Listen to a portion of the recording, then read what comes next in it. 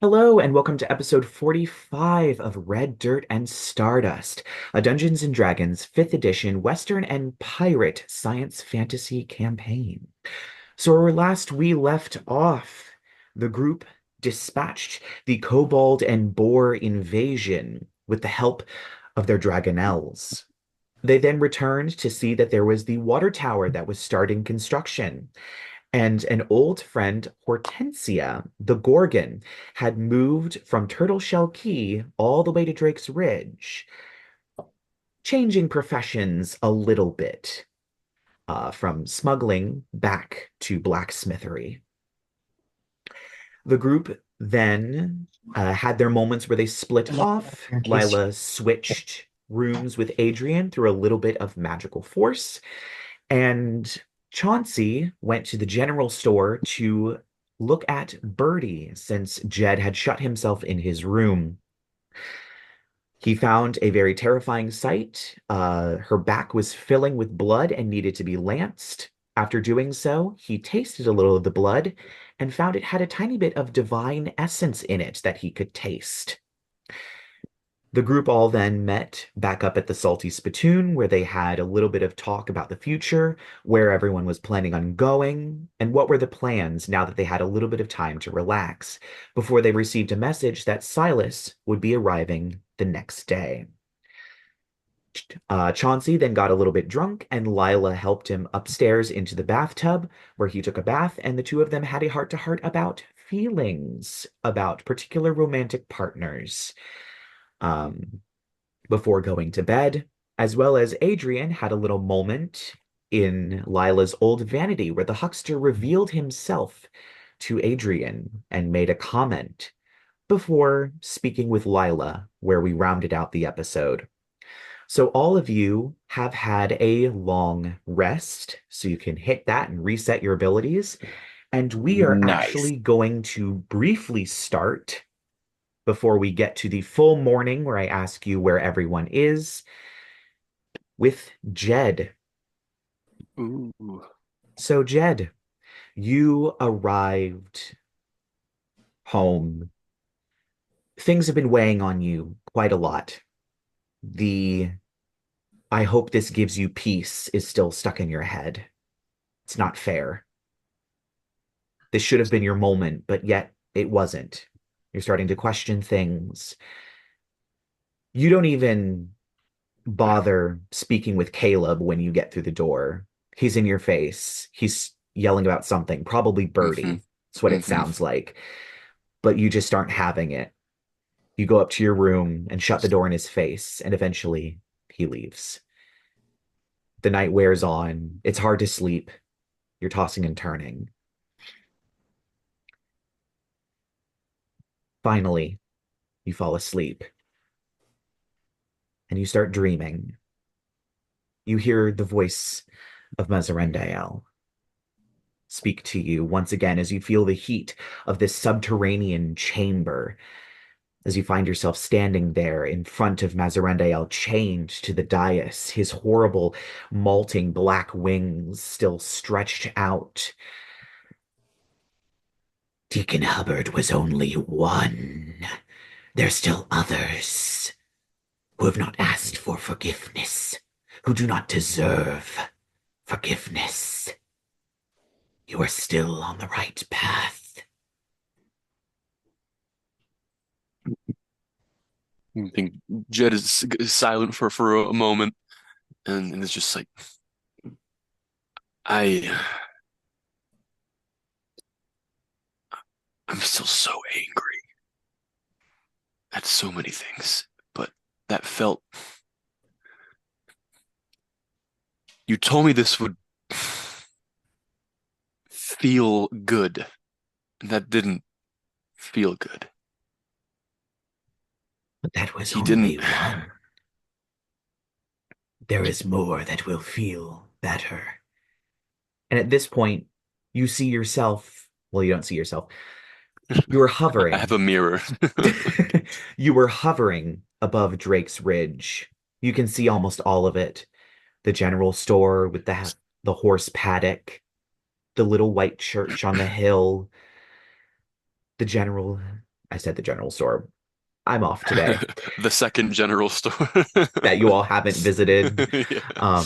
The long road of all the stores and shops and houses, the mines and the blacksmiths, and hovering around you are five little cherubs, except their wings are black, and so are their eyes, and they're all holding the knife, like the one you have, the blade that turns into a corkscrew. Each is holding one, and you feel a rush of power. You can cast Meteor Swarm, which of course gives you four meteors that you can pelt the earth with. What are you hitting? Um,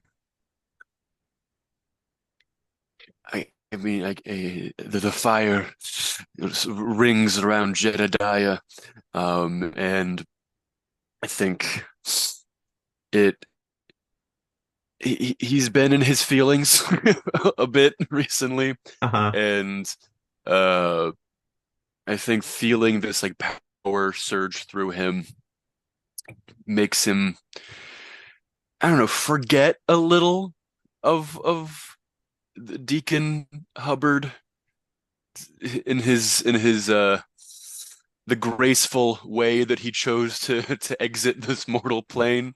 Hmm. Um and just hold my hand out. And the first thing I'm targeting, of course, is the church. Of And course. I just wanted to send a big old meteor there. And I want to listen for the screams of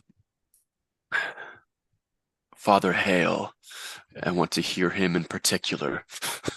Um, Give me a perception check with disadvantage because you're hurling a meteor.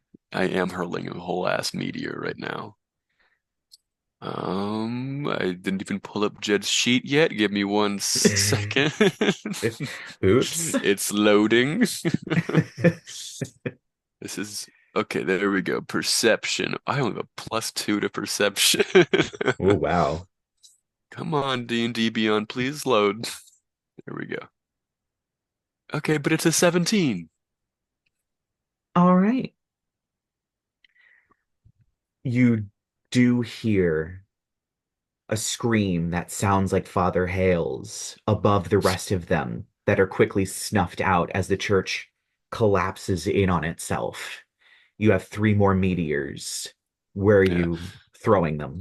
like a smile crosses Jed's face, and he starts to laugh a little bit, and I'm gonna send the second meteor down to the stables.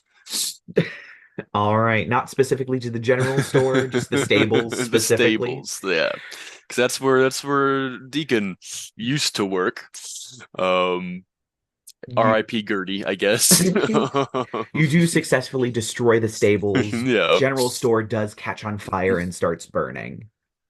good. It was send one towards the mine. Um, because fuck that mine. Of course. Yeah. Yeah, you hurl. Uh, Yeah. what's a good fourth spot? I got one last meteor. Yep. What else do I hate here? I guess we'll just go. I think I glance over and I'm like about to hurl a meteor at the general store, and then I look in the window and I see like a beautifully tailored dress in the window. And I'm like, I have a brief flash of Chauncey in my head, and I instead target the building next to the general store. It's just some I'll random target the building. blacksmith, All right. which is Chauncey's ex. All right. Yeah, you hurl towards the blacksmith and it explodes, sending Yeah. metal shrapnel everywhere. And I'm you just hear, cackling like a maniac.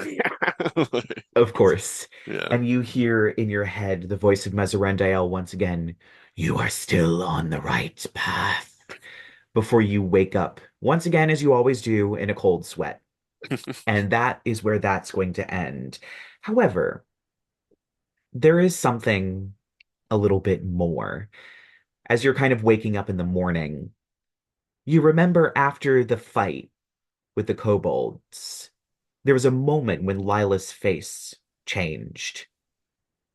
Ghostly white, sunken in eyes, the creature that you saw and spoke to in her mind way back in the city of Mask reappearing.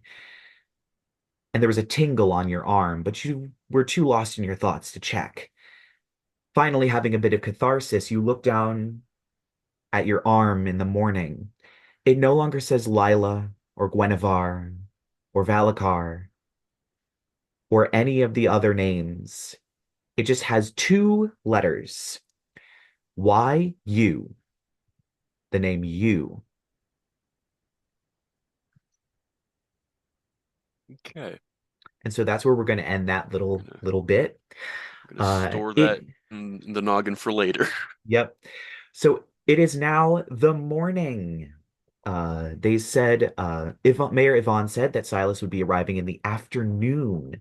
So what all are you doing until the afternoon arrives? Admiring my beautiful tub. All right. Are you running yourself a bath or are you just sitting there running your fingers across it like it's a dog? Oh yeah, no, that's what she does when she wakes up in the morning. Like obviously, like we just remember, like, oh yeah, I am fantastic and worthy of beautiful things. Just one of those kind of moments while we're doing our hair, and then I don't know, we'll head downstairs for some porridge or whatever Teddy's got going on. I don't know, Oh, chat with Teddy some of would the definitely be trying to townsfolk. serve bacon every single day. Hot, I love it. Yes. Um, Chauncey's probably so he probably stayed up later into the night working on his hidden project. Yes, make me the roll. Here we go. I'll guidance the check, because why not? Of course. And it's a tool check. We Do, do. do Double my three of us proficiency. have guidance? Yes. I Three of think us have three of guidance. us have it. So many people. It's 13. I have a dirty 20 on the check. Okay, yeah, it is successful. You managed to round out and finally finish your secret project. Yeah, but that's what I did at night. Because when I get Okay. up, I'm gonna actually do the stuff. I'm just gonna prep stuff for Birdie's sake. So I made the lancet yesterday Mm-hmm. pre-dinner. So I'm gonna, I mean, I don't know. I'll go to Des and just give her the lancet. And I'm also gonna try to make some like very nutritious but easy on the stomach gruel so that hopefully she doesn't puke all of it up. Because Okay. girlfriend's puking left and right. She needs nutrients. I Mm-hmm. don't know how to put an IV bag in. I don't know if that technology has been invented yet. So I just think I mentioned that your mother was working on it, but has not perfected all of the technology. yeah. So I'm just gonna do the classic old fashioned. Here's some hearty paste for her to eat that'll be easy on the stomach and bound with rice, and it's not gonna taste great, but it'll keep her alive. So bandages, that sort of thing. Just like this is caretaker prep work Yep. because the way that Chauncey found her in a room covered in blood and all this other shit is just like this is not conducive to healing. Right. Yeah. So that's what I'm doing with my morning at least before I meet up with, or before somebody comes and gets me, or before I meet up with everybody. Right. Des kind of looks at the lancet that you have, and she kind of looks a little wide-eyed. You want me to poke her with this? If she gets one of those large blood blisters that look like giant boils around the feather formations on her scapula, yes, you stab and you drain into a bucket. Like you'll probably need her on her back or her side, but it'll lower the splatter. Ooh. All right. I'll take your word for it. I remember your mama's a doctor, so I will keep that in mind. I'm just a little nervous. Make sure that she eats some of Chauncey's just got a pot of this gross like it'd be fucking Gwyneth Paltrow goop porridge today. He's like, this is fully nutritious and packed with vitamins. And I'm not sure what vitamins are, but if your mama says they're good for people, then I guess they are. Um, can I do a cooking check on those? yes, you may. Okay. 18 plus 1 plus 13 is 32. I'm going to say that you can get a little bit of flavor in on top of all of the other nutritious stuff. This is not just flavorless nutrition slop. This does actually have a little bit of flavor to it. Not much, but enough that it might be a little bit palatable to eat for a while. Yeah, and it's just like this, trust me, this is going to be gentler on her stomach than bread or whatever she's been eating while we were gone. And I mean, we've been trying to feed her odds and ends. We tried some fruit and some vegetables, but the bread was the stuff that stayed down the longest. So we figured it was just bread until further notice. Uh, well, thank you for that. I'll hand her the recipe. And I'm just like, just follow these and try not to burn it, Des. all right. That's an awful lot of rice. All right. I'll take your word for it. Thank you very much. And well, scurry off to meet up with everybody else at the All tavern. right. Um, Adrien is probably already down at the inn, going over his notes about the pages. Sipping on a glass of most likely pig's blood, while Chrysanthus is probably eating bacon. All right. Yeah. Teddy managed to procure some of that from one of the local butcheries. And as he was pouring it out for you, he was like, well, the butcher gave me a bit of a side eye when I got this from him, but it's better than you scaring some of the guests by trying to eat them. So Consider it a act of communal peace. I'll take it. And so, yeah. Anything else anyone else would want to do? I have two things. Uh-huh. The first, I want to have a quick conversation with Adrien, actually, where I'll find you at the bar once in my not Caleb, Virgil. Virgil Virgil. disguise. Uh-huh. And I'll come up to you. Hey, Adrien, good morning. Good morning. How are Yeah, you? I'm doing swell, doing swell. If you wouldn't mind, could we have a little private conversation in your hotel room? Of course. Thank. Uh, I'll follow you up there, and as soon as we get inside, I'll drop the illusion. I think you would And have missed it, but at this point, you watch as Adrian walks into Lila's room, oh, or at Yeah. least what you Yeah. thought was Lila's room, because you didn't know they okay. switched. No, I However, he didn't. opens the door and you don't see Lila's stuff in there. You see Adrian's stuff in there, but this is where Yeah, Lila's room was. I make another mental note of some things. Like, weird. All right. Sorry Uh, for the accommodations. The last tenant was atrocious. she has her charms. Damn. But yeah, drop the illusion, and I'll say, I just thought you've been more forthcoming and helpful than I thought you would. So, given that we are seemingly uh, attached at the hip for the foreseeable future, um, I have a little trick I can do. Just makes it communicating a little bit easier. Um, where all I need is a handshake. Can I do an Arcana check? Sure. That's gonna be 18.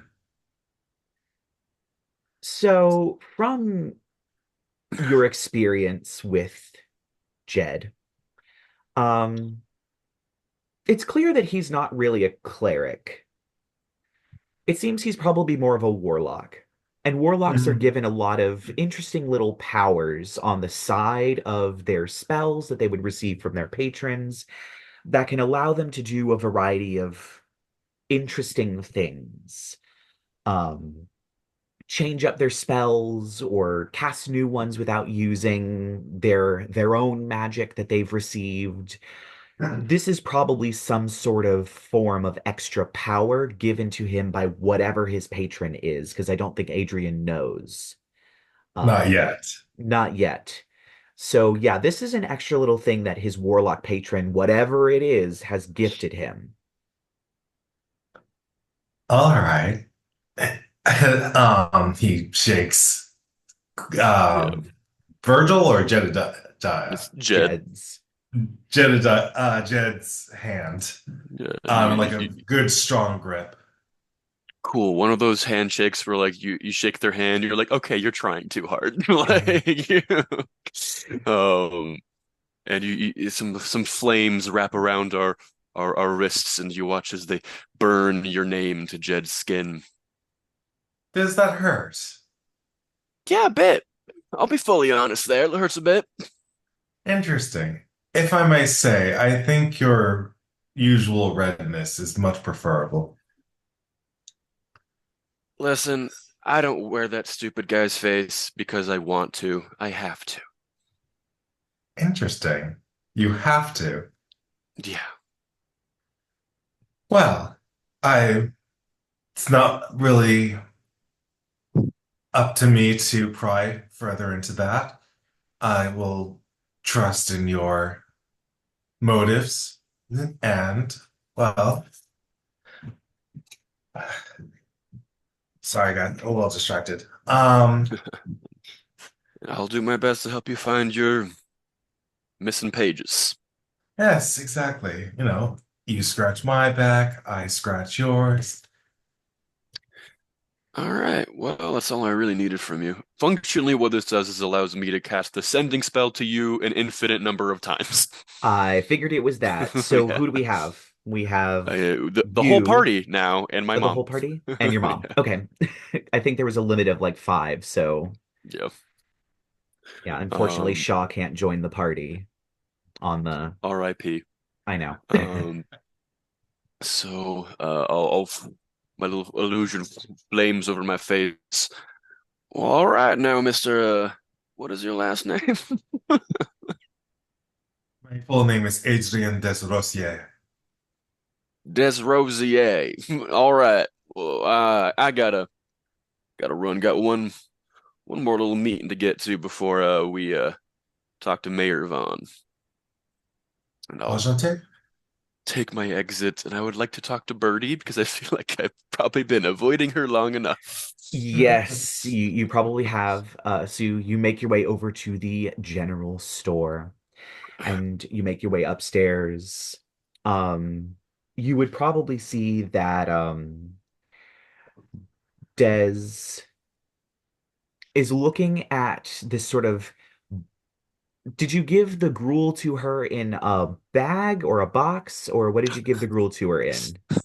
So Des has like a giant heaping pot of this gruel that she can spoon out, and it's probably going to be if she stores it right, it'll probably be good for a day or two.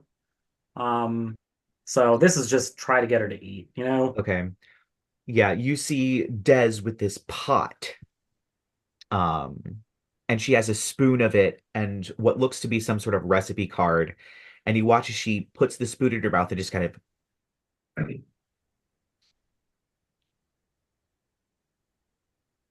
Um, Not to your just making a liking, Des? face. Uh, um, Sorry, I was just seeing your friend Chauncey gave me this and told me to give it to Birdie since she's having trouble keeping food down. Um Right. he said it's better. It has Ye- vitamins or something in it, and it's made with a lot of rice. Uh Apparently Well, it's gentler on the stomach. I don't know. I trust his mama. I couldn't tell you what a vitamin is, but the great O provides. Indeed. If you'd like, I could take a bowl up. I was just heading to see her anyways. Uh, yeah, I'm gonna have to heat it up, but so that it's not cold. Maybe base tastes better warm. Um, but I can take care of that. all right. And she just scoops a bunch into a bowl. I'm sure you got some food warming spells out there helping all those people. I'm sure you have something. And she gives you a bowl of this somewhat beige, colorless slop. Yeah. Um, I'm like, ugh. But I mean, Jed's a fiery person, and I have the prestidigitation cantrip, which says you can light small fires, and I have firebolt, so I think I can manage heating up a bowl. yeah, well, it would probably be the prestidigitation because Yeah, Firebolt would just blast all the gruel out of the bowl. I'm a fiery person. I can make things warm. All right. Oh, So yeah, you do make your way upstairs. Um, oh, knock on the and door.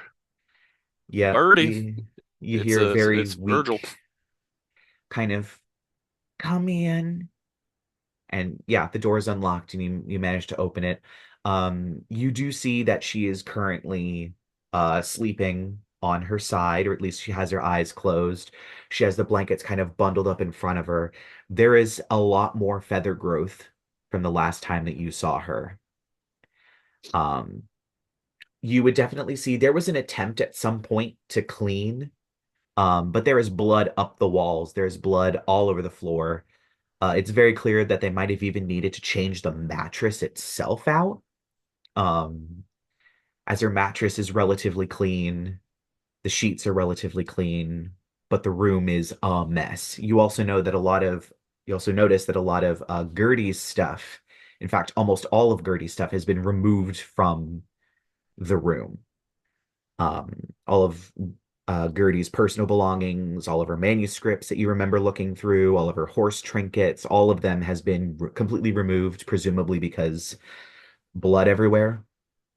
And there Yeah. is a bucket that appears to be unused, but previously had a lot of blood in it. Um, I think Jed's kind of like, how is this girl even alive? That is so much blood loss. Um, we all, I'm just kind of like, damn, all right, Jesus. mhm. And I'll come in and be like, got a meal for you here from Chauncey. It says it's supposed to help. Uh, Something about vitamins. And she kind of gets up and pushes the covers off of her. And that's when you notice she is wearing a skirt and an apron. She is not wearing a shirt. Presumably, they couldn't find one with Yeah. a low cut enough back to let her wings out. So she is literally just wearing an apron and a skirt. I think there's like a moment where like because this is like olden times where I'm like a woman like being revealed. Oh my stars. And, There's a little bit of that. yeah, and I'll I think it's definitely a moment of Jed like, oh, I'm gonna try to be respectful and like not look and I hand her this gruel and Um, um and she it's takes the spoon and she does start eating it. And there's a like moment of like, this ain't got much flavor. Ugh. Well, could I I guess if could I Chauncey says, prestidigitate it to be tasty? yes, how are you making it tasty? Is it, Um, do I've known Birdie for a while. Do I have any idea of like what she likes? yeah. Um, surprisingly for her, you wouldn't think this. She does like a good barbecue with the barbecue sauce. All right. Oh, Um, on a little bit on the sweeter side, but you know, yeah. definitely a good barbecue. I'll wave my hand over it, and some uh, radiant motes of light sparkle on top of it, and I'll flavor it like barbecue sauce. And, Just the sauce, not the meat. and the meat, I don't know. It's like gruel. It's already meaty. Is it meat? Well, it's What made with is it? rice. It's made with Okay, rice. yeah. Um, I'll make it a little barbecue for her, okay. and uh, Yeah. It's clear try it that again. after she starts eating it, it's clear that she's been starving because she starts like just shoveling this gruel into her mouth.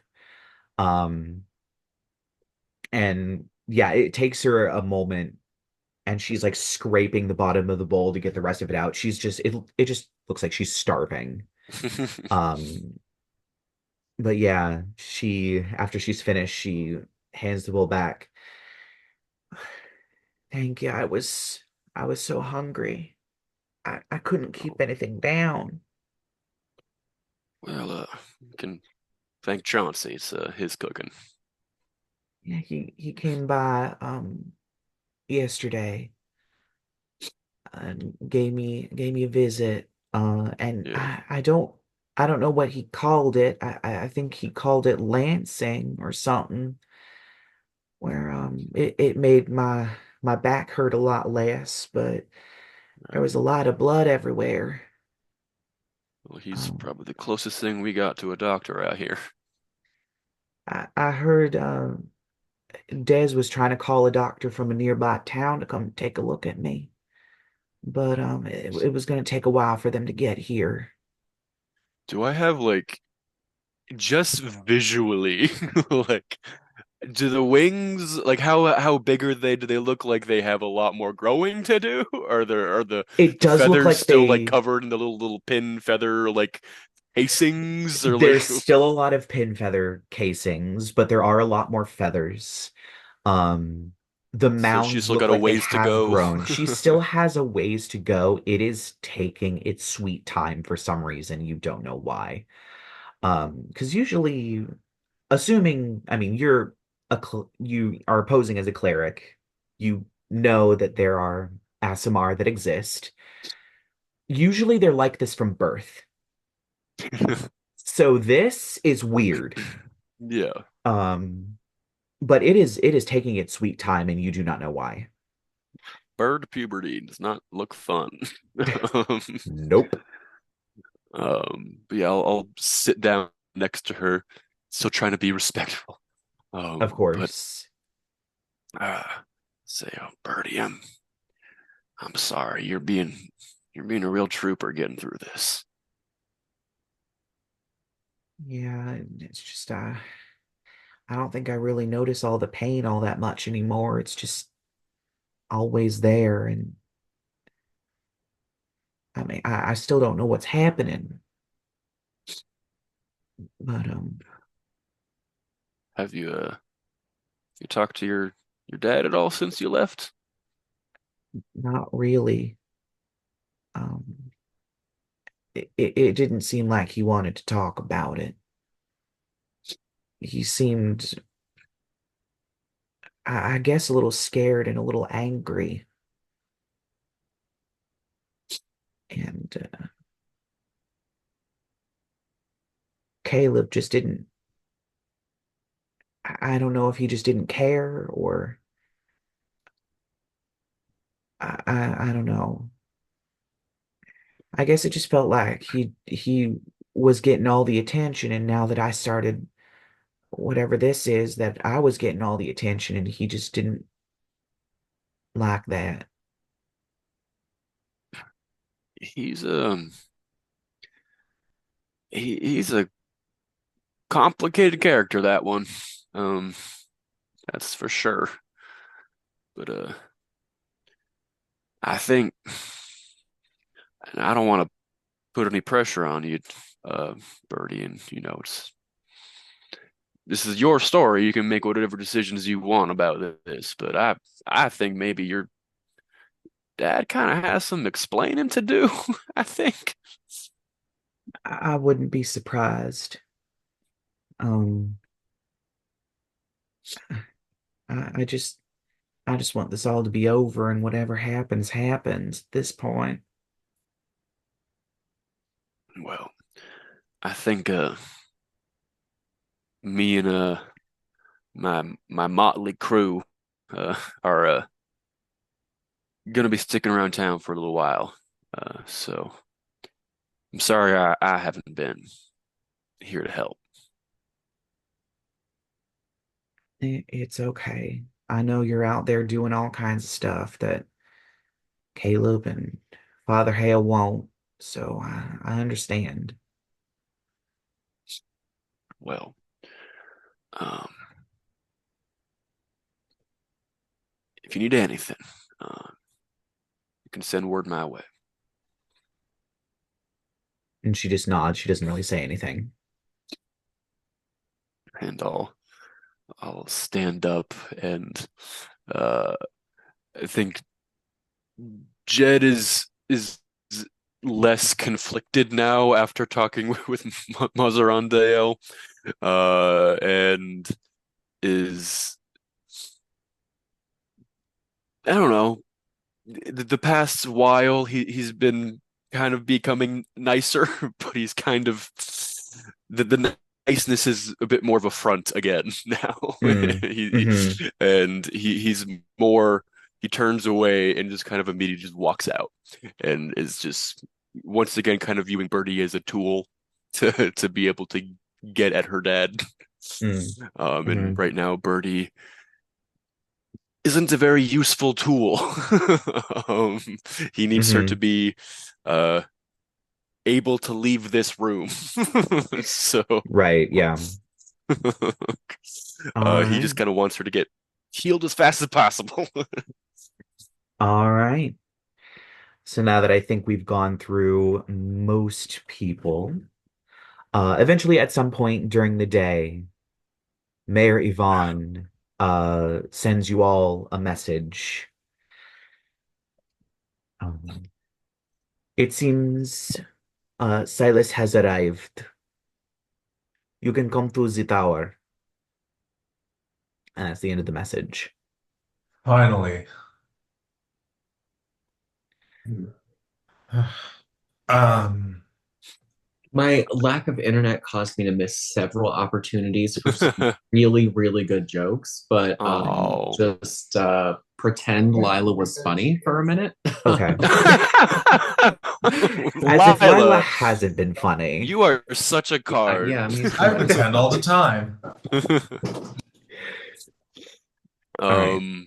I think as we are uh being summoned, I'll shoot a ascending to unless we're all together. I don't know where we are. Um, we can probably just talk. I'll just talk to Chauncey and be like, "You ready for this? You haven't seen Sylas in how long?" Chauncey's like, presumably, if we're all at the inn. Oh, wait. Did your webcam disconnect? Yeah, that was really weird.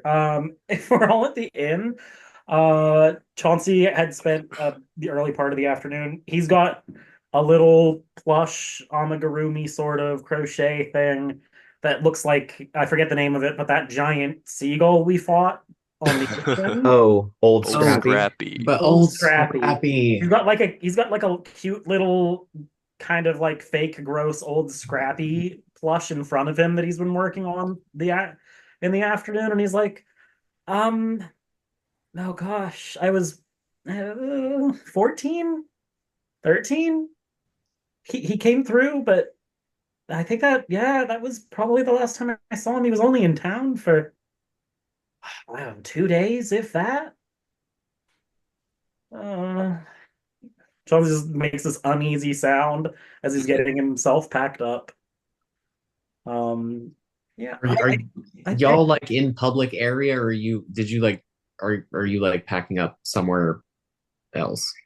I just presumed we were probably all at the tavern table, fucking waiting. I don't know. Oh, okay. Yeah. Then, like, given the conversation that Lila and Chauncey had had when he was a little intoxicated and like he's looking a little concerned, Lila probably said, I don't know, maybe something reassuring, like, well, darling, if it's been that long, then you can't really be sure what to expect. You're right. You're right. You're right. And I mean, we're all here, so if we need to kick his ass, that's fine. Oh, I mean, oh, what if he's involved? What if he's involved with the page being stolen? Then, personally, I could use the cardio way of kicking his ass. If Oh, you can get your foot that high. I'm I'm not even gonna touch that. She's a sassy bitch. We've established this. Uh-huh. Oh, yeah, actually, I don't even have her name on here. Hang on, because I got kicked out. Oh, yeah. I mean, there's no point in putting it off any longer. What am I told him there was a reason what am I supposed to tell him was the reason I asked him here? Uh, Oh, Does he not know about the page? That we asking about the page? No, he doesn't. Right. Oh, that's a fun start. Fun start to this.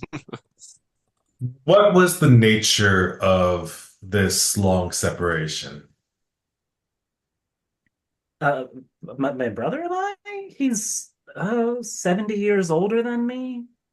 He wasn't around much when I was a kid because he'd already moved out. And I mean, mom and my parents don't exactly get along with him, or he doesn't get along with them.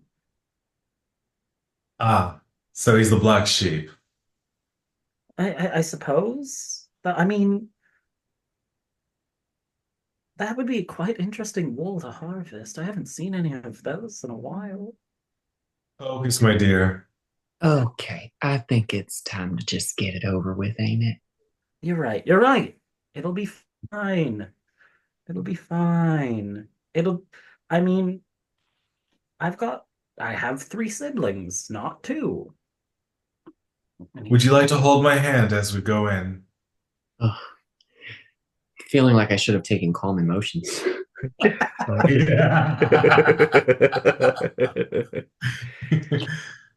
Hmm. I'll be okay. Uh, what's Tailipo just perches on Chauncey's shoulder. He's like, I'll be okay. Whew, better to get this over with than keep dragging it out. You keep saying. You need a little liquid courage before we gee up, or you gonna be all right?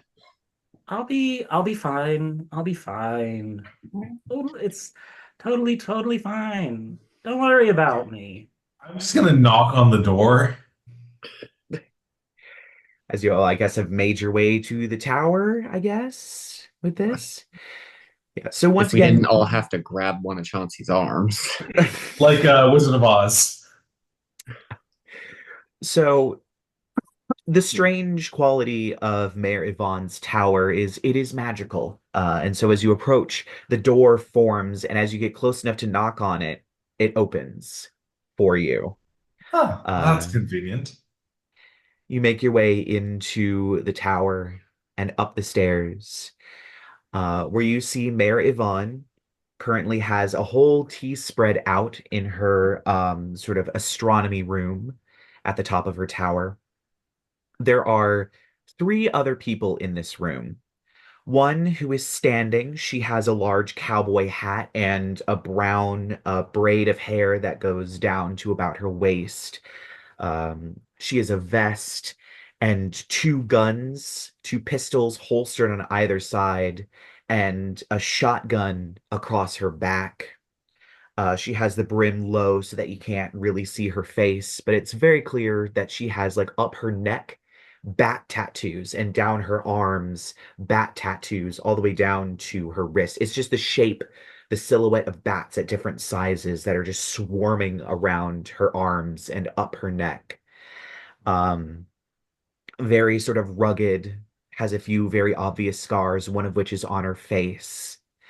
Um, the other one is a very sort of almost Lyla-esque, refined, gentle woman with a beautiful purple dress, a beautifully beaded bodice, and her hair is done up in a bun where she has this sort of headpiece tucked into it and a veil that goes over her face.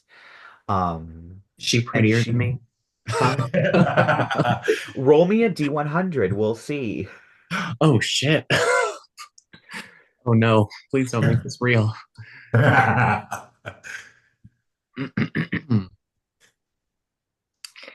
I rolled a 47. You can't tell if she's prettier than you, Hmm. but you can tell if a fashion magazine wanted a model for a dress, they'd pick you over her.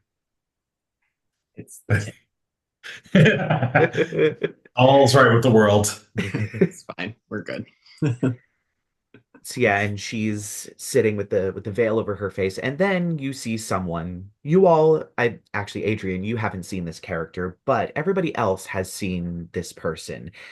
It is Sylas, very obviously. He is almost identical to the painting that you all saw back at the Og's old promise.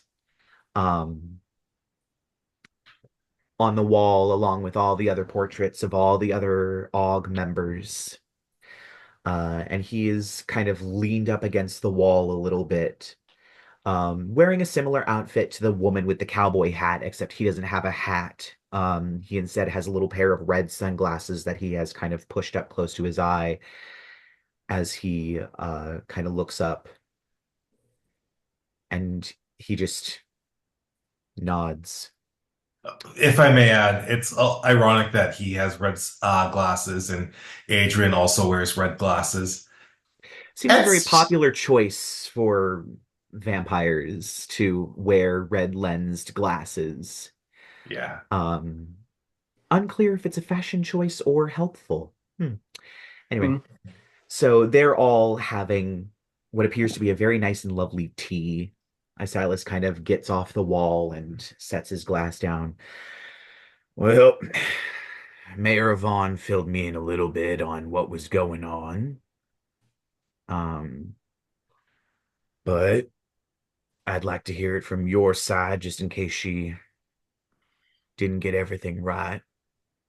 Yes. Well, uh, some time ago, a group of ruffians broke into my family's estate and they stole a very, very important and powerful page. Adrian, a man of your station having such uncouth manners. Introductions before business. It's a tea. I'm sorry for our friend. Lyla Devine, Adrian. I never paid attention to your last name, to be honest. One of these days, one of these days.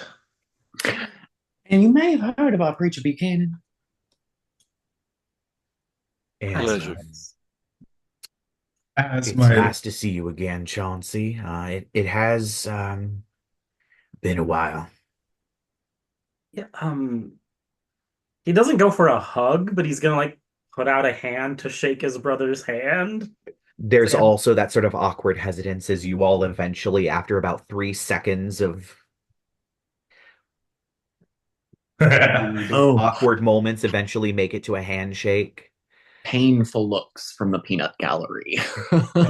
Like physically, they're siblings. They look extremely similar. It's just like different frames, same palette. Gotcha. Yeah. Love to sample that palette. Here he goes again. Anyway, But as my mouthy friend over here was saying, my name is Adrien Desrosiers. It's a pleasure to meet you. so your family had a page stolen from what was I can, I can never remember what it's called. the Liber Logaeth. Well, it's from the Liber Logaeth. Ah, I guess that makes a little more sense.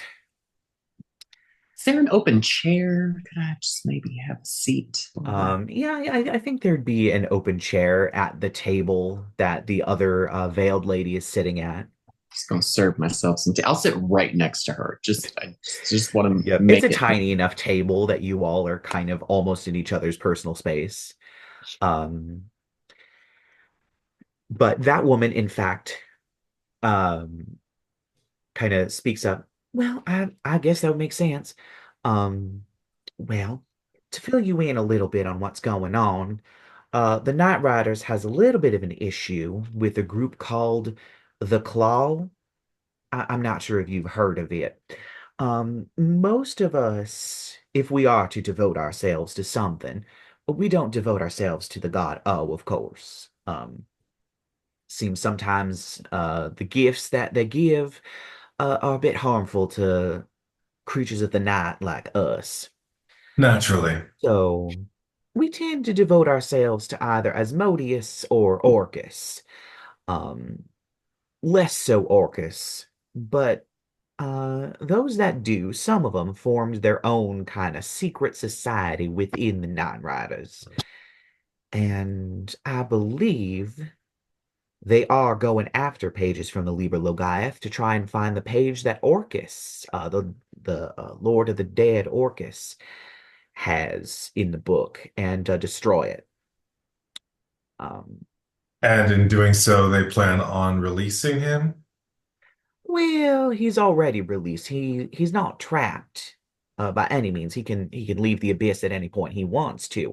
It's just he tends not to, as he does have a kingdom down there to run that makes all of the weapons and does a lot of magic and things like that for him on his behalf. However, it is a safe place for him to plan his various machinations. And if he were to have that page destroyed, that means that all of his weaknesses would be relatively unknown, at least all of the ones that are only recorded in the Liber Logaeth, as well as his true name would only be remembered by those he allows to remember. Hmm. So basically, my page was stolen because of some infernal power struggle. Indeed.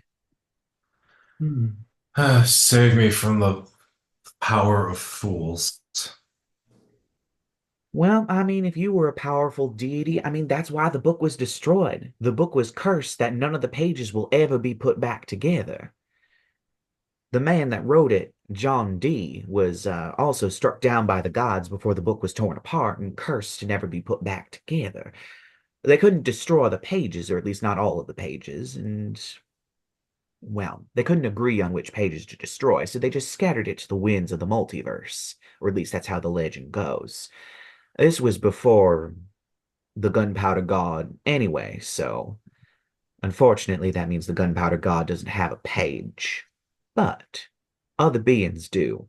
Everything from Titania to Oberon to angels in the highest heaven to minor earth spirits, everything has a page. It's just a matter of Interesting. finding it or finding them. No wonder he was killed. Hmm. Yes. I apologize. What was your name again, miss? Oh, I'm sorry. I didn't introduce myself. My name is Louisa Ash. And of course, this is my friend Helena Foxgrave. And the tattooed woman just kind of gives a salute. She's more the gun type, where I'm more the talkative one. I sorted that out, I'm sure. So Oh, pardon, Miss Ash, just some sugar, if you wouldn't mind. Pardon me, Miss Dog. am I just on the flow of the conversation? The three of you are not members of the hidden cabal of devil worshipping members of the Night Riders, right? Oh, Can I assume heavens, no. that? Okay. I wasn't certain. Chauncey just kind of shuts up when he realizes how bad that sounds. Or he's like, I wasn't certain if you worshipped devils. Cream, anyone? I don't suppose you right know where immediately. these I don't suppose you know where these people reside.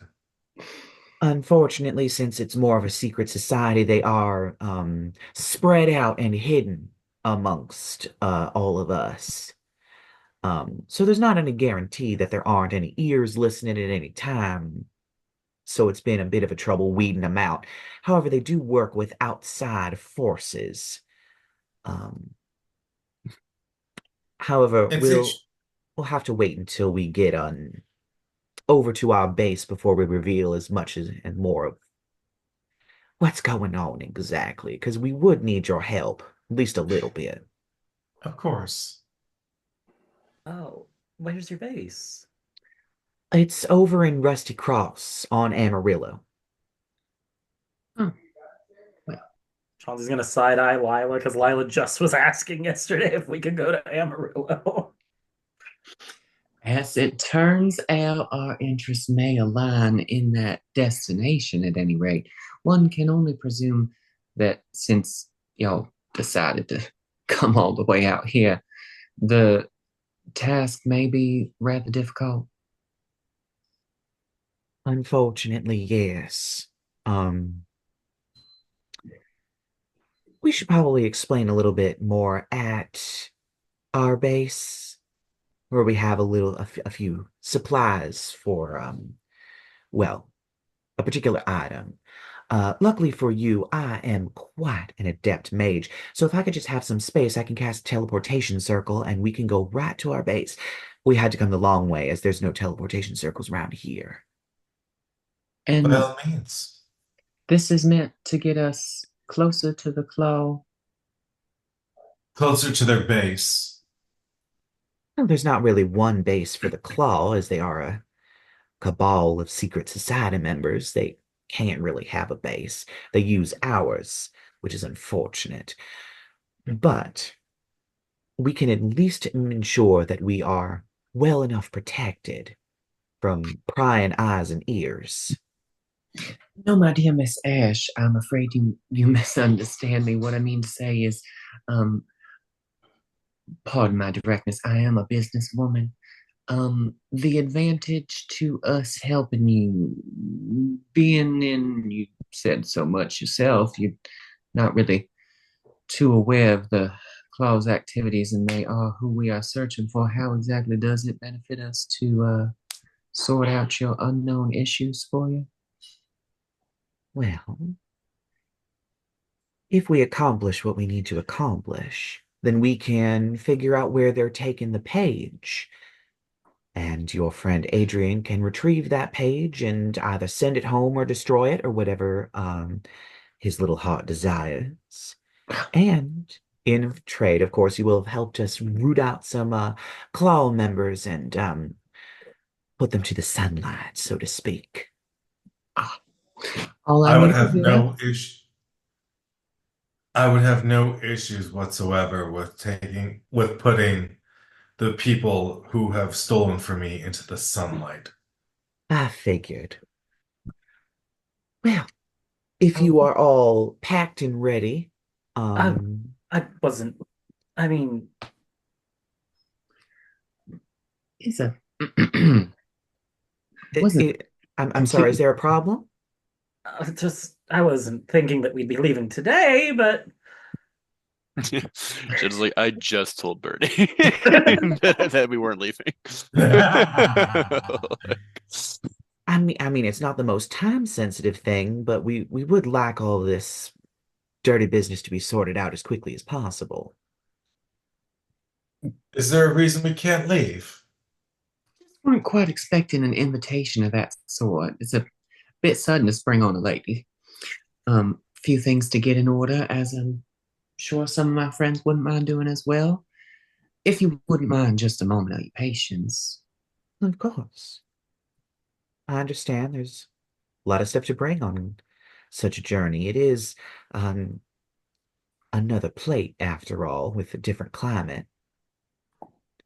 what is the climate on Amarillo? So, it's probably a little hotter on Amarillo just because you all are up a mountain, and so it's naturally cooler up a mountain. It's probably also going to be a little bit more humid because there's a lot more things like rivers and trees and all those other things that need a lot of water. And so there's a lot of humidity in the air, as well as it's a farming location. Um, there's also in the more summer months, there's something that a lot of some of the residents have to worry about where they grow corn called the corn sweats, where the water from the corn comes out and causes the air to increase in temperature because it increases in humidity. That is actually a real thing. You can look up the corn sweats. It's a thing in the Midwest. Gross. But Amarillo is kind of Midwestern as opposed to Gold Rush, which is more like Rocky Mountains sort of thing. If we're going by United States standards, which we kind of are. Um, so yeah, that's kind of that's kind of the difference. I mean, Chauncey's just gonna be like, we have the bags, but there were, he's just looking at Lyla. He's like, there were plans, and Birdie needs taken care of, right? Uh, well, I'm sure these cultured and refined folk have said they wouldn't mind us just taking a moment to sort out some affairs. And well, you've done quite a bit to help Birdie as it is, so maybe just pop in to check on her. Um, well, I mean, I left Yvonne with she has the recipe.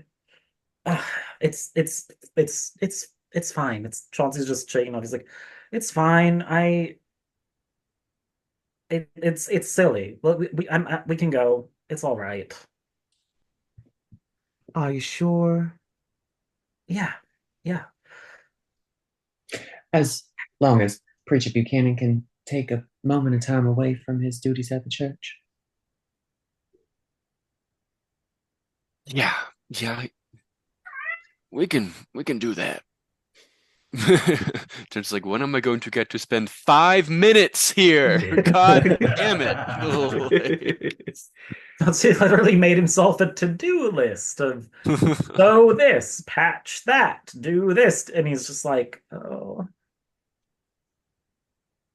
Uh, Well, if no one else has any further objections, then she'll just stand up, like dusts off her dress a little bit, and while she's dusting it, it just becomes her adventure gear, her armor, like her leggings, her boots, hair ties up.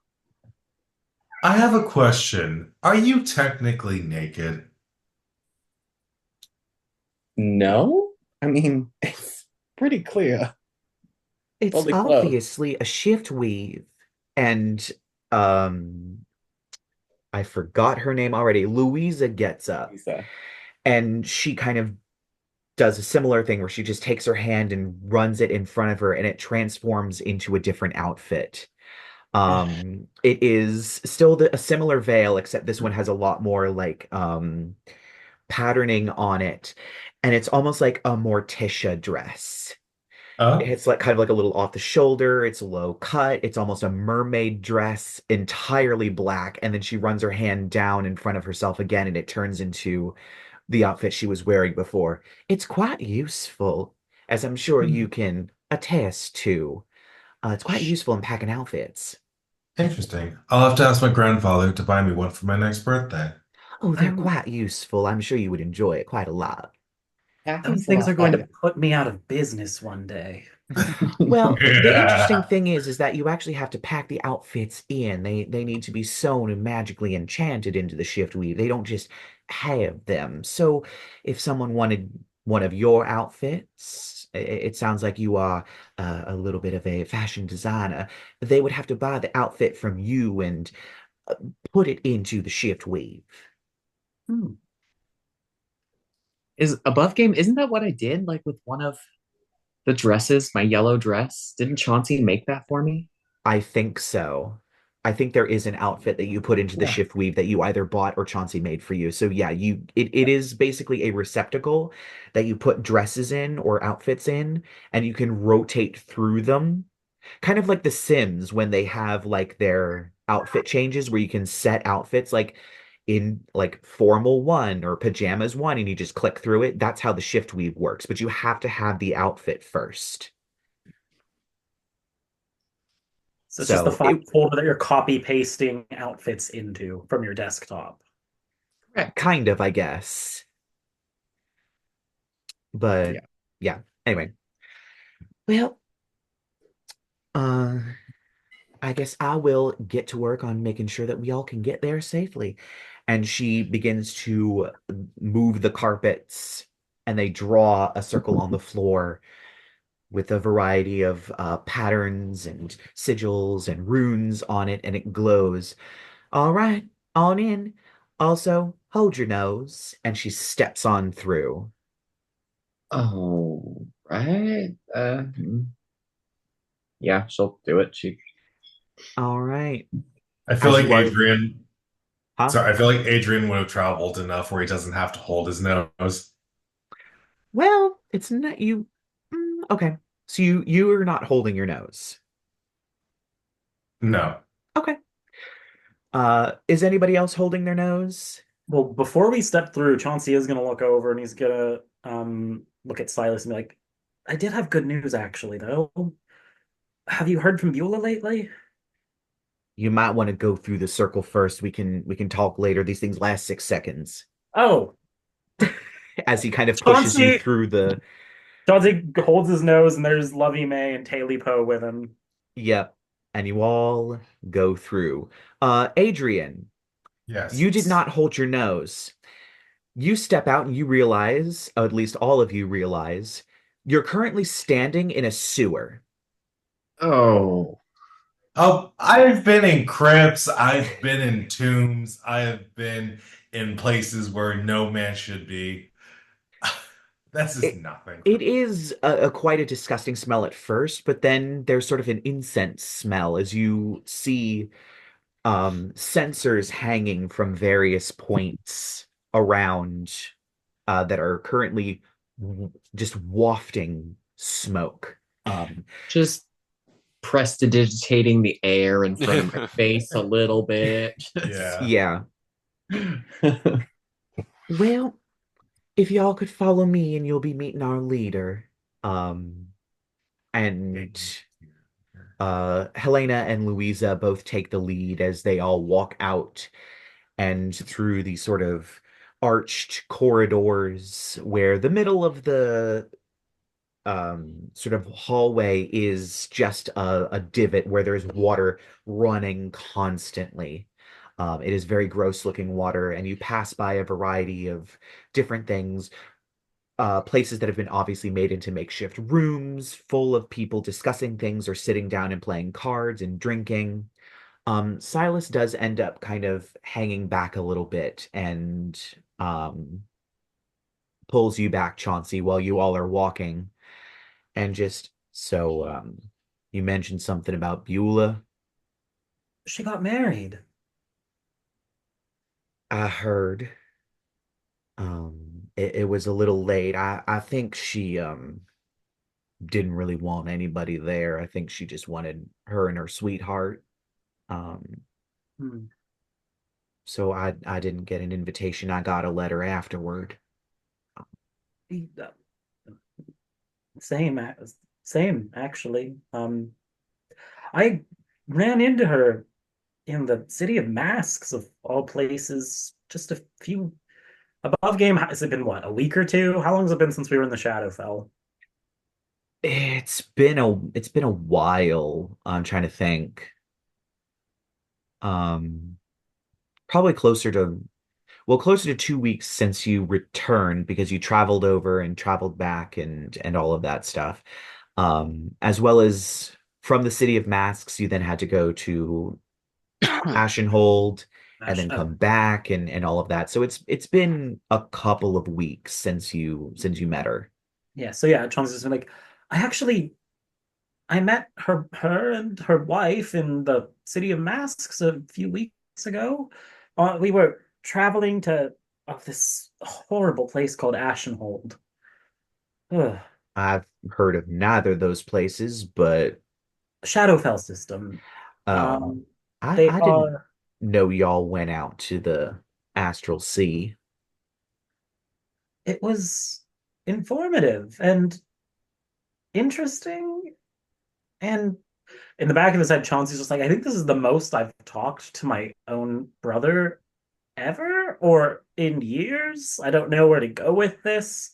Uh, there were there were deserts and seas made of sand that played tunes, and there were angels and they were assholes, and there were vampires that were also kind of assholes, and there were a lot of assholes in the astral sea. Well, there's a lot of assholes here. I'm not surprised.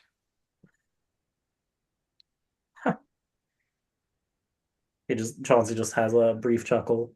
I I visited the clinic too prior to that. Have you gone home to see mom and dad? Winnie's staying with them now. Um, I haven't really. I might drop by for a day, but I don't really go back a lot. I just feel like my teenage years and my late 20s and all of that was just a lot on mom in particular, on dad too, but on mom. And I feel like no matter how much I apologize, I always feel like I'm just bringing something bad when I come home, and there's not really a way to work around that. And so I just don't go home all that often.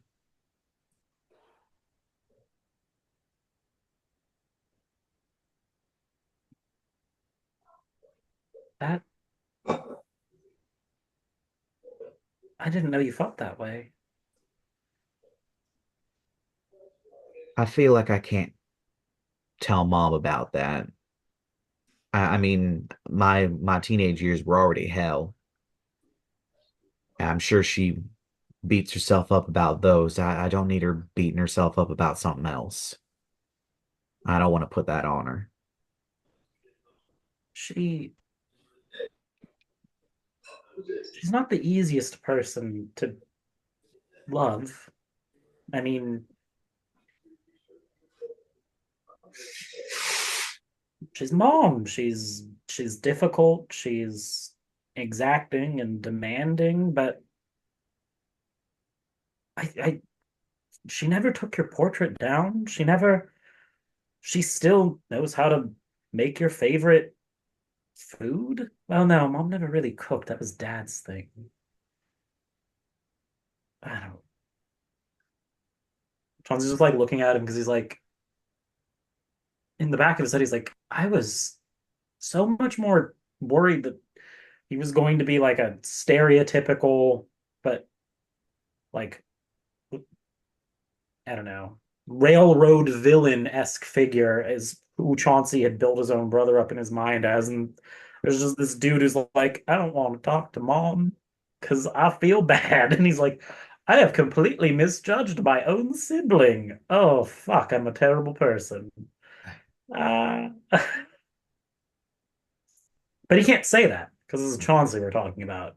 Articulating Right. emotions is not his strong suit. Yeah. So he's just gonna like, I mean, it might be how long has it been? Your teens and 20s were like what, 50, 60 years ago? I think I swung by after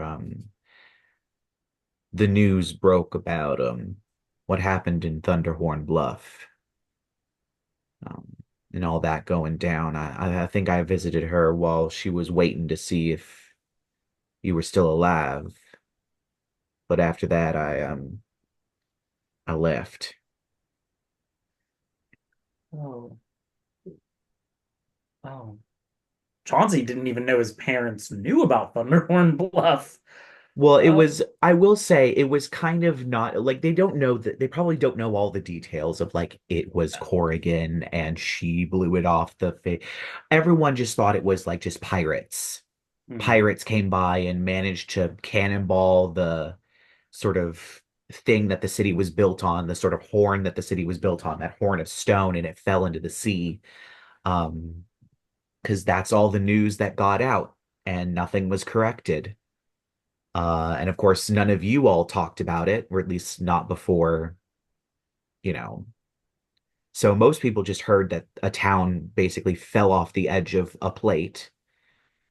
And of course, your mother knew where the lab was, where you were working, and definitely would have been worried about you until you somehow got a sign to her that you're alive. And it seems like while they were in that state of trying to figure out if you were alive or not, uh, he stayed with Sylas, stayed with your family. Um, and then the moment that your mother got news that you were alive, he left. That was good of you. I I Good. couldn't leave mom by herself after I heard that news. I came straight there. Um, I guess in a way, after losing me, in a way, if she lost you, I didn't want it to be too much on her. I didn't even know. I don't really talk about doing that, and I'm sure doesn't mom doesn't talk to you about me. Ugh. I mean, she didn't. I when I visited her, it was her and Dad and Winnie, and we were. It was before we went to the Shadowfell. We were just stopping over, and there was a lot going on. Jed still looks like Virgil, so Yeah. um, something. Wait. Oh my, what's Jed's actual last name again? It's Alastor, right? Alastor. Okay, yeah. Chelsea's like, there was a lot with the Alistors involved, and it was a lot. It was a lot. It was a lot. No, I'm glad you're okay. Thank you. I'm Chauncey's still like confused. He's like, I was terrified of this guy growing up. Like it was like, oh, don't turn into your brother. It's not really said aloud, but like the some of the stories that he got about, or the things that he heard and read when he snuck peeks into his parents' writings about, like Sylas was kind of like the he's like the 1.0 version of make your own Dhampir baby. Yeah, So like his hunger is like canonically, or at least documented, as a lot higher than Chauncey's and Winnie's. So he's just like, I'm I'm sorry. I don't I don't know. A part of me thought this whole conversation would be so much worse than it turned out to be. I thought that too. I knew I didn't really have a lot of good stories. I'm sure mom really made sure that you didn't grow up like I did. I mean, I'd like to think that I turned myself around. I still have my moments, but I'd like to think that I turned myself around. But there was a good chunk of time I was not a good person. And I wouldn't blame mom if she was a bit hard on you to make sure that you didn't make the same mistakes I did.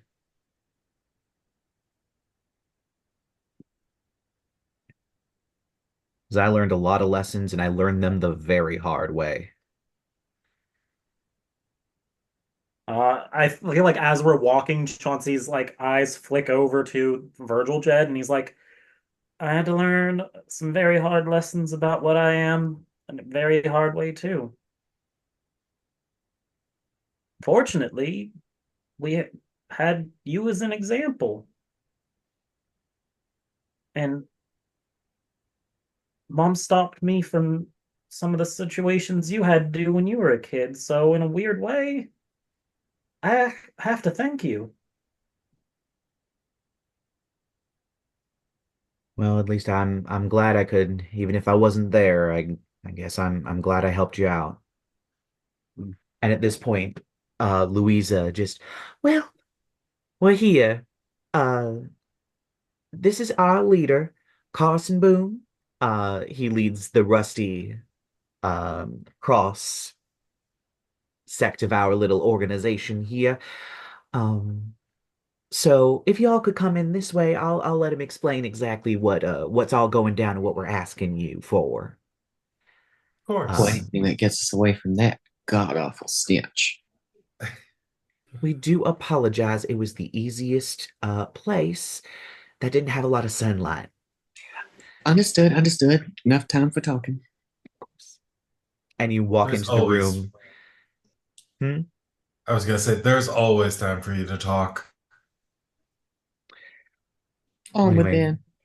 as you all file into the room, it is kind of a map room where at the center of this giant table is a map of Amarillo. And standing over it, almost towering over it, is almost a stereotypical picture of Blackbeard the pirate.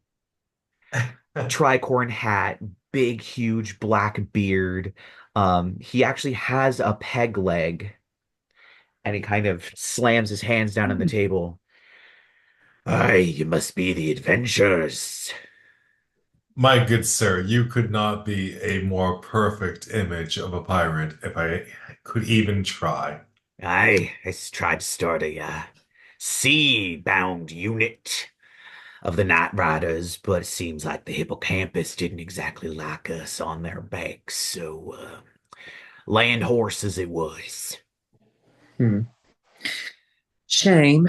Well, and time spent with me is an adventure. Lyla Devine. Nice to meet you. I'm Carson Boone.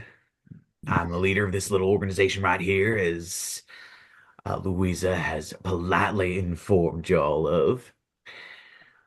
So, you all have a page to find, and we have claw members to root out. Sounds like a fun time. So it would Indeed. seem.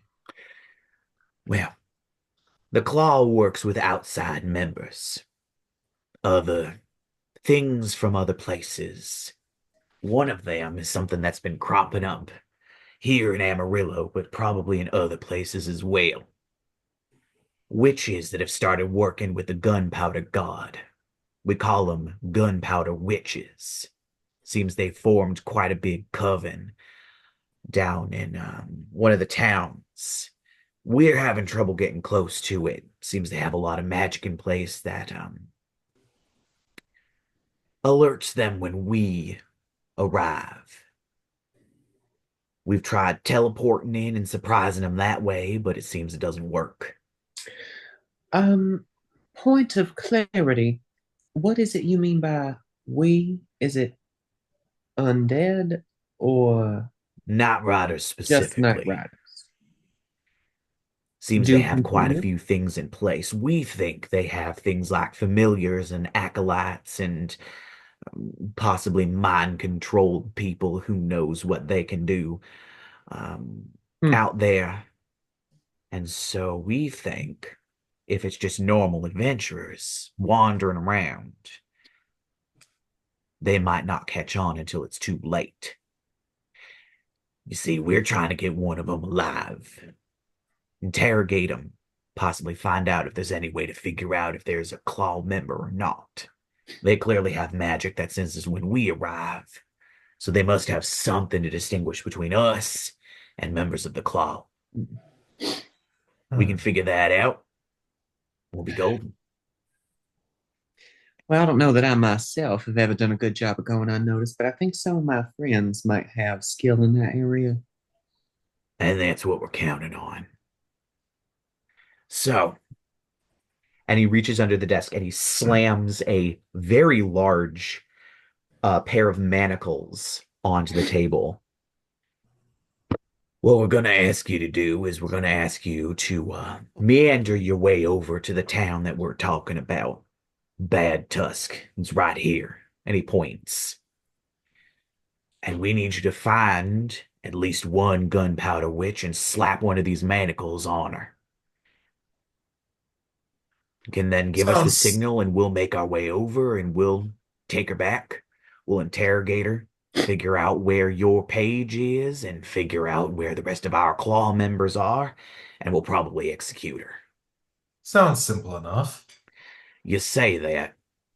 All we know about these gunpowder witches is that they like to use guns and they have strange animal-based powers. I cast pew pew.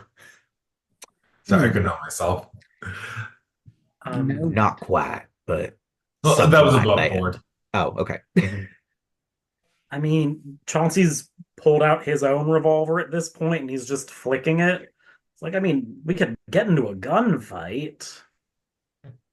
Only one of us has guns, my dear. What I'm saying, though, if guns are. Could I pose as a gunpowder witch? Do I look like a gun? How does one look like a gunpowder? Chauncey's just like going off on a mental tangent right now about what does a gunpowder witch look like? Can I pose as a gunpowder witch? How many guns makes a gunpowder witch? Do I have to Oh, feel like them? Garbs of a dead gunpowder witch. lots of gears turning, and we're just gonna. Yeah, that's good. Yeah, I'm sure you all are watching Chauncey, just the gears turning and turning and turning. I'm sure he's formulating some kind of genius plan. You just don't mind that look on his face. It happens all the time. Well, we do have a proposed route. It's going to take about, by my calculation, about 5 days, give or take a few hours. Oh, why is it every time we undertake something such as this, it's always 4 days here and 3 days there? Why isn't anything ever just right next door? Because Unfortunately, real this life is a isn't big that easy. world. And yes, life ain't that easy. Eh, So the don't we know? proposed route we have is for you to leave here probably tomorrow morning, as it's only 12 hours to Stag Chapel from Rusty Cross. And then it'll be another day to Serenity's Rock. And then you'll be heading to Broken Branch, which is another day's journey. After that, you'll be taking 2 days to Coyote's Cliff. And then finally, one more day to Bad Tusk, where you'll find the Coven of Gunpowder Witches, hopefully. If you haven't made too much noise on the way there and haven't revealed your affiliation with us, you might be able to catch him by surprise. Just, I don't know, for some reason, like vaguely looking aggressively in Adrien's direction while she clears her throat. What? Oh, nothing at all. Just some of that tea. I had a little bit of a catch. I will say, Lyla, you do recognize Broken Branch is actually where the Jack of Clubs is located that you are. Yes. Just wanted to make sure that you clocked that. Yeah, I caught. I was like, wait, is it that one? I think it's that one. Yeah. Mhm. That is the proposed route. It's the shortest route to get you there. That isn't just walking straight through cornfields and sleeping in wheat fields. That might be a little dangerous, especially since the feasting pig has reared its ugly head once again. Okay, coming back to the feasting pig in just a moment. Right. Being that we teleported here without our newly acquired and so very convenient form of travel, I don't suppose we're undertaking this journey on foot. No. Luckily for you, we have quite a robust stable. We have plenty of horses and a carriage already waiting for you. Well, a wagon already waiting for you, prepaid. You'll be staying tonight at the Tired Trot. It's a tavern just at the edge of town. That way you can get a head start early in the morning. And that way you'll have way to get into town, way to stop by any of these taverns and places, and look like regular travelers. Honestly, it's more suspicious if you're on foot. Well, I was more worried about the toll on my ankles, but either way, I'm glad of a man who's prepared. Indeed. So, unless you have any more questions, that seems to be the plan right now. We do not know how many gunpowder witches there are, but we know that there needs to be at least three of them to form a coven, if not multiples of three. It goes by hag rules, I'm assuming. Hmm. Additionally, yes, there are animal-based powers, which means some of them might be able to see through certain animals. We've narrowed it down to quite a few animals such as cats, owls, bats, ravens, other things that are stereotypical familiars of witches. Meanwhile, his Icanthos is on Adrian's shoulder, just giving like a little caw. Luckily for you, that Yeah, thing ain't a raven. It's a familiar, I'm assuming, which means they can't see through it. So, lucky for you. My little baby. So, are there any other questions? Um, how do we identify them? They'll most likely identify themselves. Pointy maybe hats, spooky robes, guns. and guns. Yes, and guns. Lots of guns. Yeah, I feel like the They're gun. kind of a unfortunately they aren't the monologuing type of witch. They shoot first, ask questions later. Well, that's all right. I talk plenty enough, I'm sure. Amen. Well, you'll find that I'm sure it'll be more useful than any conversation you'd have with this one anyway.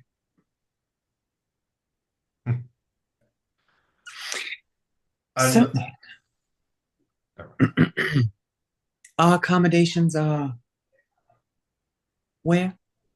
Above ground. They're over in the Tired Trot.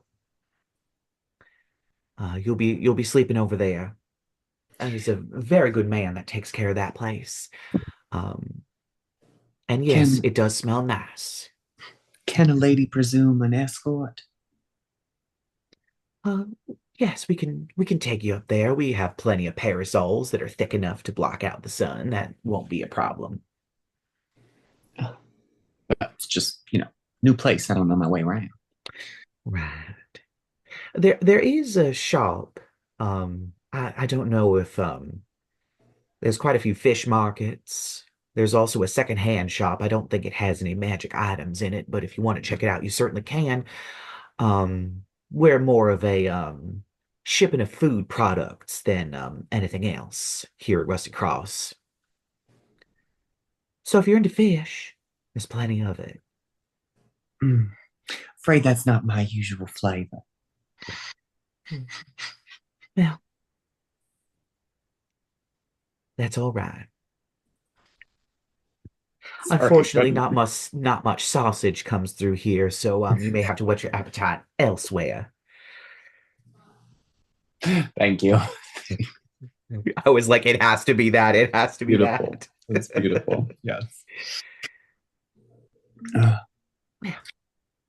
well, all right then. Suppose on our way. Well, I'm sure my lovely friend Helena will be willing to take you. Fine.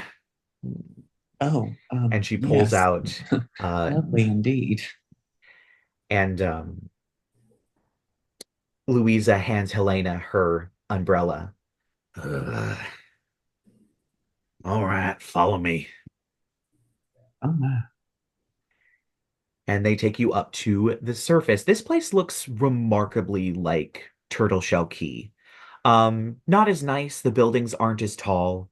You can also see the sort of quay, the docks, and it is not a rickety wooden platform just completely over the void. It does look like it is land all the way up to the docks. Um, it is also significantly smaller than Turtle Shell Key. Doesn't seem to be a lot of fancy businesses or anything like that. It seems mostly like residential houses and a few shops here and there that sell mostly sailors' wares, ship repair places, places that sell rope and pulleys and nets and fishing gear and other things like that. There's plenty of fish markets. You can smell them. But there's also vegetable markets where you can buy things like corn and wheat and cucumbers and tomatoes and other things that they would be growing around Amarillo. And eventually, you make your way to the edge of town, where forward you can see forests and rolling hills and a few wheat fields here and there. It's a thatched sort of two-story place. It has a sign shaped like a horse with its head down that's beautifully labeled the Tired Trot. There is also a stable with a wagon next to it. Um, that'll be your wagon, just so that y'all know. And Helena opens the door, scooting in, and you notice her aiming the umbrella as she walks backwards to the door and then shuts it when she's inside and there's not sunlight on her. Smart. And a little halfling scurries up. Well, howdy there. I'm assuming you all are the ones that the Night Riders put up in this place? Correct. That'd be Great. us. Well, my name is Hamish Ruskavale, and I will be serving you all tonight. I own the place. Small, quaint little place. So Aren't you just delightful? I do believe myself to be. I try. And a Well, lovely establishment you've got. it is. It is very horse themed. There are Yeah. horseshoes all over the place. Um, there are paintings of horses. There are a lot of sort of barrels of apples around. Gotta take Gertie here. Chauncey's just like, when Jed says that, Chauncey's like, Gertie would love this place. Well, yes, it is so cheerfully decorated. I know. I bought every single one of those paintings myself. I even commissioned a few. I'm sure you did, didn't you? Well, better to get your stuff up into your room before we serve dinner. Which of course is a lovely stew, followed by a dessert of apple pie. Of course. All sharing one room?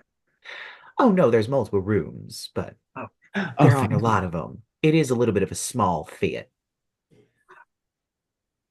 It's fine. We'll make do. Thank you. Yeah, if you can follow me. And he marches his way upstairs, and I will let you choose. You are split up amongst three rooms. The rooms are very small. They do have two separate beds, but they are like one person can stand in between the beds at a time, and they're backed up against the wall, like level tight. And of course, every single one of them has a very lovely painting with horses in it and horse patterned wallpaper. Yeah. So there's three of them. There are three rooms. 3 rooms, 4 people. Lyla, Lila's tiny. She's only 5'6", so what I was gonna say is, Lyla, how about we take the two other rooms? oh, well, I think that might be wise, wouldn't it? A lady Of does need course. a space, doesn't she? Yes, we are both very too posh to share a room. Wank.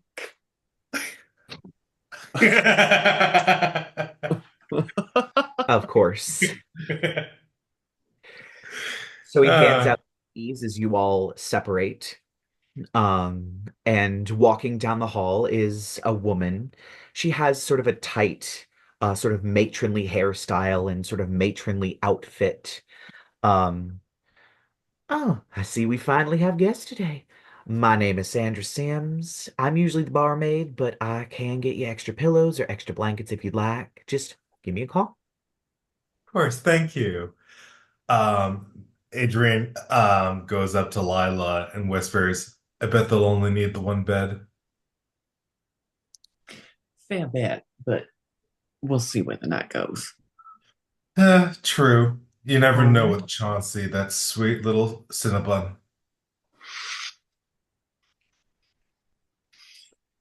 So once we get in our room, Chauncey's just like, should we take this horse painting down? It's kind of, its eyes follow you. Yeah, it's kind of freaky. It is just a Constantly painting judging. of like five horses all leaning over a stable door. I gotta Um, be honest, Chauncey. I've never liked horses. I mean, the way their knees work has a particularly Really, it unsettling. really is. Their eyes look like little Victorian children, ghosts. You can't trust them. You never know when one's Really going to take can't. them. A horse would eat you if it got the chance. You're a neigh in the middle of the night, out of nowhere. I should. Chauncey's going to reach into one of his, because at this point he just carries more than one bag of holding. He's going to be like, I should have some spare sheets in here. Help me pin them up on the wall so we can cover these paintings. Cover that. as Maybe you all just burn cover them. the horse paintings. Create like a little fort in there. All right. So is there anything that you all would like to do before you have dinner and then have a long rest? Uh, no. All right. So you all have a lovely, delicious stew. There are some more guests who do come. Two of them end up staying. Um, just very nondescript humanoids. It seems this place isn't very frequented. It's possible the owner is incredibly rich and spending from his own pocket to keep this place afloat. But you all bed down for the evening. Um, who has the highest passive perception? Mine is a Not me. 20. Definitely Jesus. not me. Where's the percent? 16. Okay, so it would be Lyla. You're in your room by yourself, kind of having a nice, you know, you have your bathrobe on, maybe you got some tea to go from downstairs as you're kind of sipping it. And as you're about to go to bed, you look out the window and you see the full moon shining, and you hear nondescript yelling of some kind beneath your window. And that is kind of moving away from the building. Looks out window. As you do, you see Hamish running full tilt, and Sandra is trying to run after him, and she has like a bridle in her hand, Uh, and you watch as Hamish transforms into a pony and Oh, lets out a neigh that echoes across the night as he gallops off into the forest. And you watch as Sandra just hurls the bridle to the ground and just throws her hands up and yells something before picking the bridle back up and going back inside. And that's actually where we're going to end this week's episode on a were pony. Okay. So wow. join us next week as they begin their travels in Amarillo to find out what adventures lie over those rolling hills and over those rolling wheat fields. I will see you all in about 5 minutes, and I will see the rest of you next week.